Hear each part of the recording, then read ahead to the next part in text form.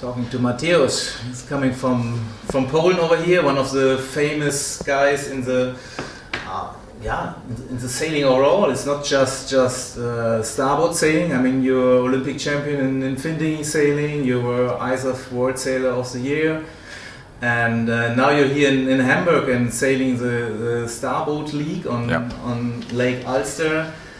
What is it like for you? I mean, you're doing really well right now. We're sitting here right now. Tomorrow is the races with the last 30 boats, I think. Yeah? And what's your situation right now? All right, guten Tag. Yes, I'm very happy to be here in Germany, in Hamburg. This is actually the first time I'm here. I heard so many good things about the lake, the clubs around, and I can say it's true. It's a good time. And you don't have to be polite. I mean, no, but I'm saying that because we're traveling. I enjoy sailing a lot. I'm traveling all around the world.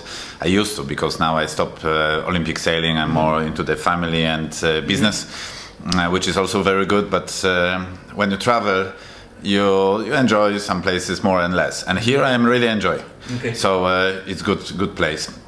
Anyway, coming back to the regatta, it's Star Sailors League. So if you don't know, it's a circuit which is starting. Actually, it's the third year, but we're building it, and it's very interesting project. A little bit different format that what we were used to do in Olympic sailing Palma de Mallorca, Medemblik, Olympic Games. This is different. This is all the sailors can come in. Some are invited, some should qualify. And we're getting with the points, and actually there is the prize monies, the different format of the regatta, and after qualification we are in the middle of this Hamburg Lake Grand Slam, and so far we're doing very good. Actually, we are leading the regatta. I'm very happy about this. I enjoy it. I really enjoy it. I must say, we sail well because I think we enjoy it. Yes, of course. Are you involved in the organization a little bit, to have your brain involved to how to work it out? When I'm doing something, I'm always involved. So I know the people who are standing behind this format. There are Swiss and French and a little bit Americans, and I'm helping them in the areas where I'm feeling very good. Yeah, let's say. I have quite a lot of experience in communication and marketing and building the brand, the volume and the network. So I'm giving some inputs into it, and some of these ideas are already bringing some results. So I'm happy about this. To be honest with you, we are in the middle of, let's say, building something which will be ready in 2020, in 4 years' time, to be fully on, with a fully financed, as a product. So I think it's going to be something very interesting for the sailing overall, which has many products like, Bundesliga, like America's Cup, like Volvo Ocean Race, like Olympics, like Vendée Globe, and so on. And here suddenly there is a league with the ranking like a tennis, ATP, so many people from America's Cup, Volvo Ocean Race, Bundesliga, and many other Olympic sailing can come and really fight. So you see this product just at the beginning, because if I'm following it, it's great to have guys like you here, or people coming back from the Olympics again, the golden stars here around. But this, of course, Starboat is not Olympic anymore. So we were just thinking, why go people sailing? Is it just the prize money? No, I think they really enjoy it, and Starboat is good for everyone. It's for the laser fin guys, for America's Cup, big boat sailors are also coming for match racing. Jan Williams, who now is winning even in the catamarans in the match racing. He used to be very good in match racing. He qualified for the final in Bahamas.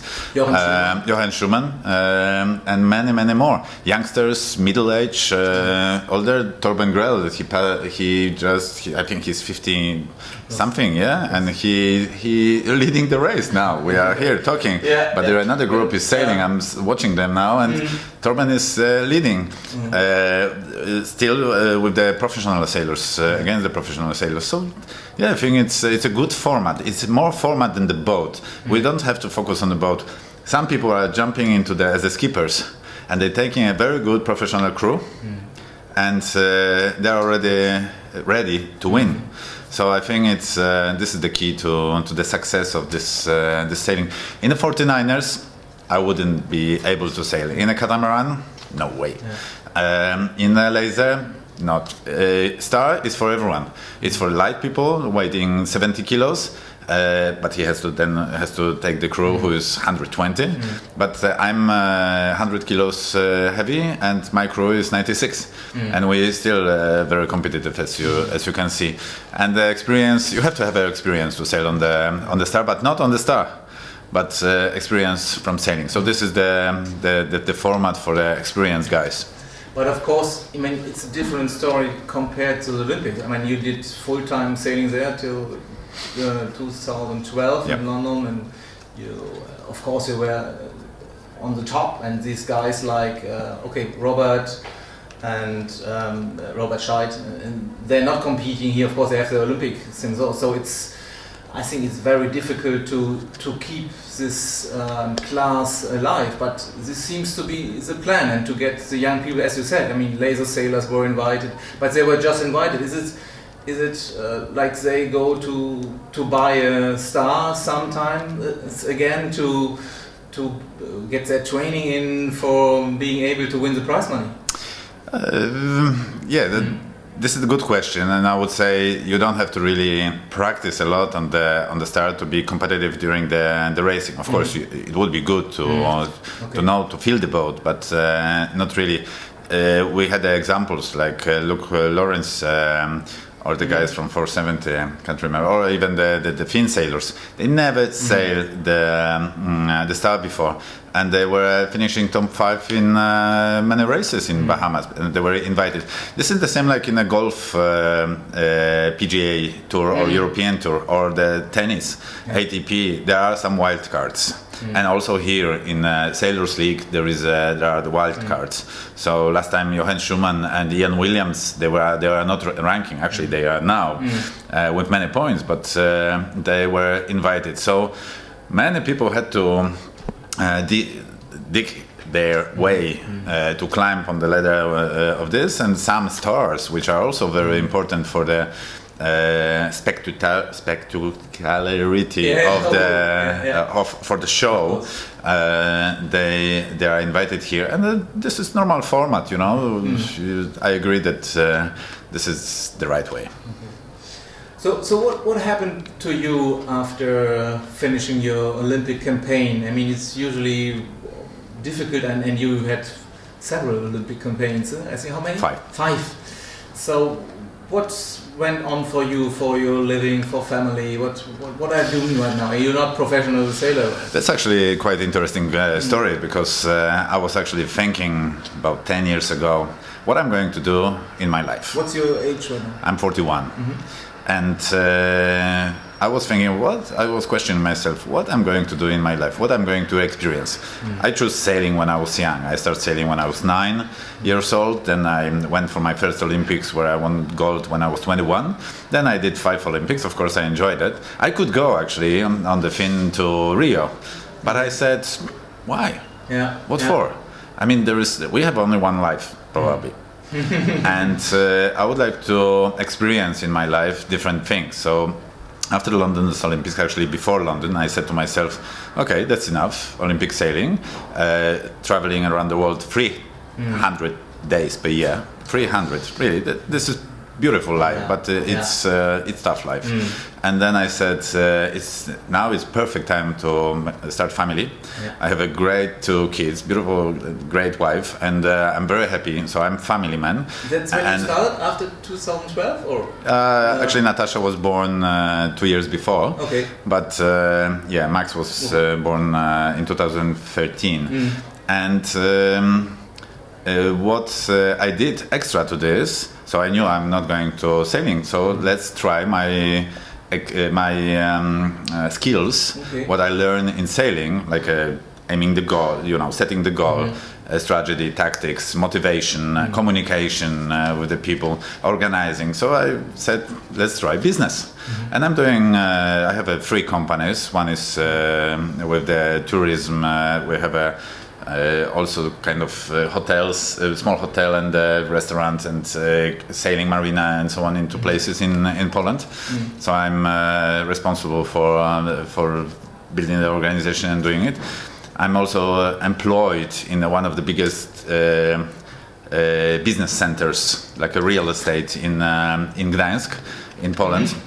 So I'm working. Actually, I'm coming to the office every morning at 8:30 after driving my daughter to the school, and then I'm coming back at around 5 after being really tired because it's a hard business, but I like it.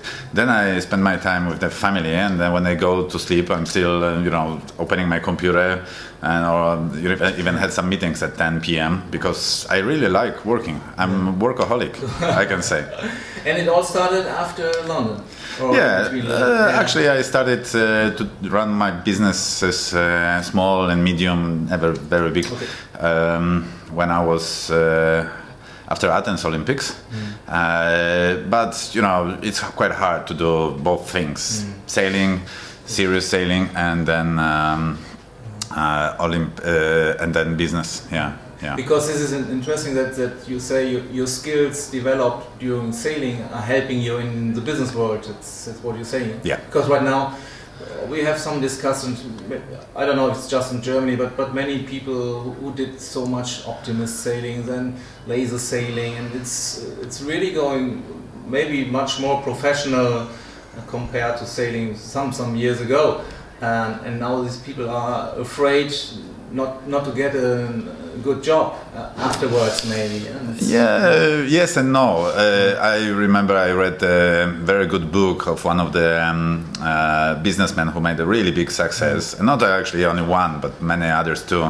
And in his book, he said when he has a first meeting with a potential employee of his, he, with many questions he is also asking, did you do any professional sport? Did you ever compete? Did you have a team to be managed? Because he said that those people know how to win, but also how to lose. They don't give up that early. That is, they keep their emotions. Their stress management is very good. They know how to set the goal. They know how hard you have to fight to get to this goal, to succeed. So I think this is important. The only thing is for sailors not to close themselves in this world. During sailing, I met so many people. It's connections, it's good relations, it's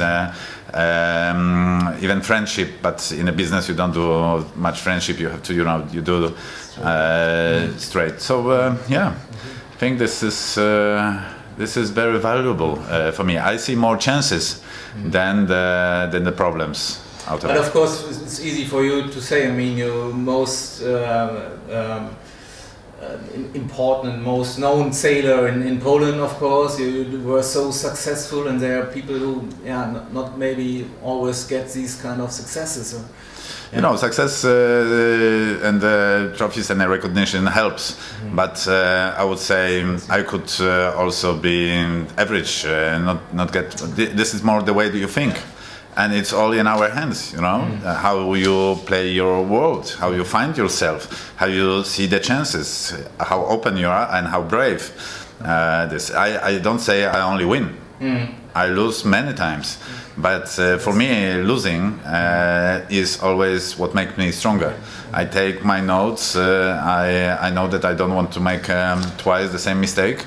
So this is more personality than how many medals and orders and what do you have in your business card. Cool.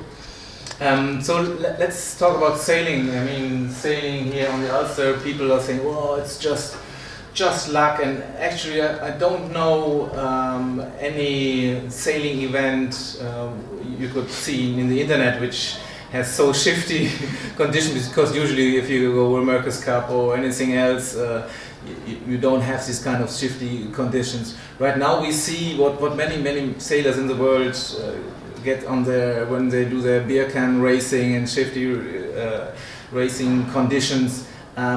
What we all see here again, that the people, if they say it's just luck, I mean, the good guys have the luck, and you're one of them right now. What do you think? It can't be just luck. What do you see here, and what are you looking for? For me, I put the luck always on top of this, what I'm doing. This is the way of thinking. This is the way you wake up in the morning and you're focused. I always imagine what will happen during the day when I'm coming to the club, how I prepare my boat. This is all starting there. It's not what is happening on the, not only what is happening on the water, but when the race starts. This is important how you play your game on the lake. I less watch the others. I play my game like a chess game, and on the lake I less look and focus on my sails, the bow, the trim. I always look what is in front, and then looking forward what will happen in 1 minute, 3 minutes, 5 minutes. So many people here on the dock saying, "Oh, it was so shifty. I'm so surprised it's shifty." To be honest, I'm not surprised. I was never surprised when we sailed this regatta yesterday, 2 days ago, today, because what I see, I'm expecting. Actually, I'm willing this to happen, and I'm looking forward. Then this kind of things are happening. Of course, the wind shifts are big. Sometimes we stop. Sometimes we fully hike, and but I take every opportunity to move forward. To play the perfect road. Although sometimes the perfect road is not the shortest. Today we play the shift a little bit. We reach even on the upwind to get to the wind first, and we won a couple of places by doing it. So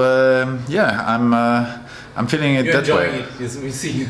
Yeah. I really enjoy it. Yeah. I mean, why are we doing it? Of course. But sometimes people say, "Oh, it's just." But of course, if you're not going to enjoy it, you won't be winning. But is your background like this? Did you started sailing in this kind of condition on small lakes? Or? Yes. So I was born in Warsaw, in Poland, in the middle. So we have a lake 30 kilometers from the city center, a little bit bigger here than the Ulster River, and the ships were normal. So I started sailing Optimist, then I moved to Dingy, then from Dingy to Finn, and then from Finn to Star. And sometimes I mix it with the big boat sailing, which I really enjoy too. The thing is that it's always different for me to sail. You have to switch from sailing on the lake, then on the bay, on the ocean, or the sea. Most of the regattas we did in the Olympic circuit were on the bay, or on the sea, like in Kiel or Cascais or close to Palma de Mallorca in here. So it's different sailing, but it's the roots. It's a root. I have it in my blood. Yeah.